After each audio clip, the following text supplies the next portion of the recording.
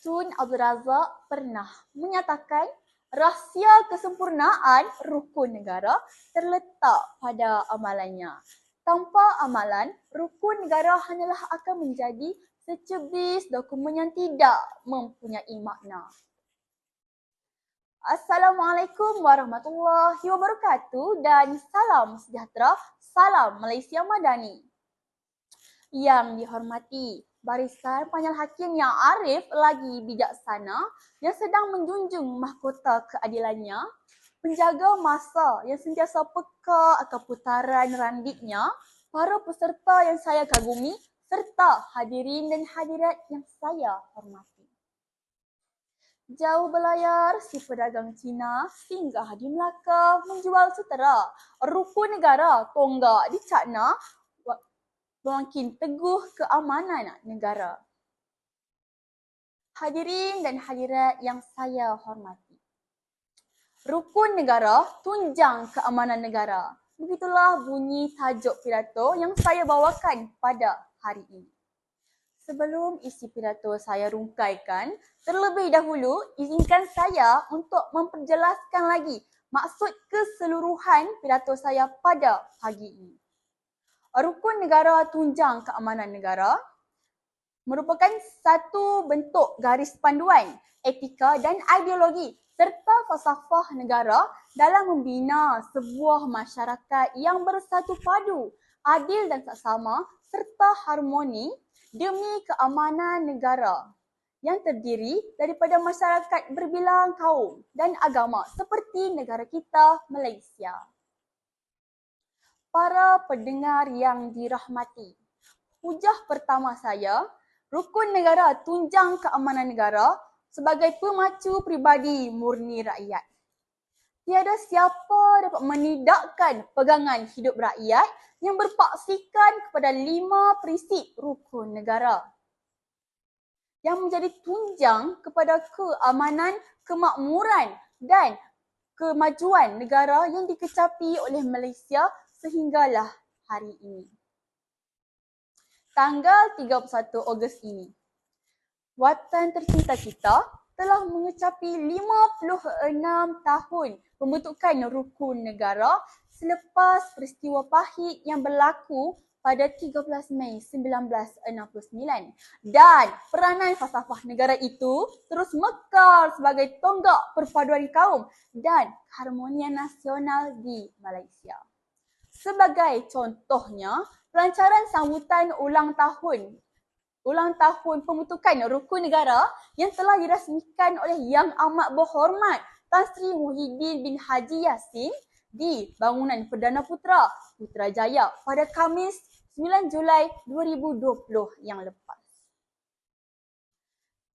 Dengan ini, rukun negara tunjang keamanan negara boleh dianggap sebagai pemacu pribadi murni rakyat bagi membawa Malaysia terus gilang gemilang pada tahun-tahun yang mendatang. Para pendengar yang saya kasihi, idea kedua saya, rukun negara tunjang keamanan negara sebagai satu usaha berterusan bagi menyuburkan semangat dan jiwa seluruh rakyat Malaysia yang telah menepani pelbagai cabaran, onak dan duri sejak rukun negara diisytiharkan pada 31 Ogos 1970. Semua rakyat Malaysia hendaklah mendukung cita-cita untuk menjadi satu bangsa, satu negara tanpa mengira kaum dan kepercayaan masing-masing. Ia menjadi asas yang perlu diikat kemas bagi memastikan seluruh rakyat Malaysia menerima dan memahami kepelbagaian kaum, agama dan kepercayaan yang terdapat di negara kita sebagai satu keistimewaan dan keunikan yang perlu dipertahankan. Sebagai contohnya, setiap rakyat Malaysia hendaklah memahami dan menjiwai 5 prinsip rukun negara. Hadirin sekalian, Idea pidato saya yang ketiga dan juga merupakan idea yang terakhir, rukun negara tunjang keamanan negara dipegang melalui ikatan persefahaman antara pelbagai kaum yang menjadi tugu penggerak negara yang amat penting. Ikatan ini bukanlah terjalin hanya sekelip mata, namun ia memakan masa yang begitu lama. Semangat rukun negara haruslah diteruskan kerana ianya amat relevan dalam menangani krisis-krisis yang mendatang, tidak kiralah sama ada dari luar maupun dalam negara. Sebagai contohnya, ketika dunia dilanda virus COVID-19. Dengan berpegang teguh kepada rukun negara, kita mampu menjadi rakyat yang bersatu padu, kukuh dan berwibawa bagi menghadapi apa sahaja cabaran. Seterusnya, mengekalkan keamanan negara. Hadirin sekalian, hal ini dapat saya katakan kerana dengan memegang kepada prinsip rukun negara dapat menanamkan semangat cinta akan negara yang berkobar-kobar di dalam diri seorang rakyat. Tuntasnya, 5 prinsip rukun negara yang diwujudkan ini adalah dibentuk berdasarkan acuan masyarakat yang terdapat di Malaysia yang berbilang kaum dan agama. Prinsip-prinsip ini terbina adalah bagi memperkukuhkan perpaduan kaum sekaligus untuk keamanan negara.